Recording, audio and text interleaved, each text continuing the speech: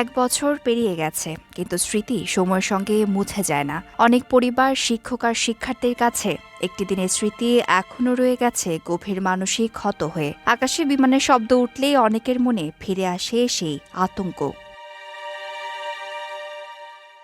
ক্যাম্পাসে শিক্ষা কার্যক্রম অনেকটাই স্বাভাবিক হয়েছে। অনেক আহত শিক্ষার্থীও আবার পড়াশোনায় ফিরেছেন। তবুও শিক্ষক, শিক্ষার্থী ও স্বজনদের কাছে সেই দিনের বিভীষিকা এখনো রয়ে গেছে জীবন্ত স্মৃতি হয়ে।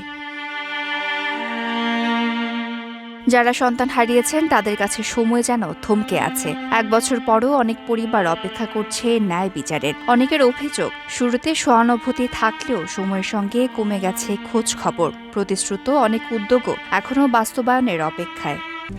RICL TMX, যুগের পর যুগ স্থাপনা থাকে মজবুত। আজ মাইলস্টোন ট্র্যাজেডির 1 বছর পূর্ণ হল।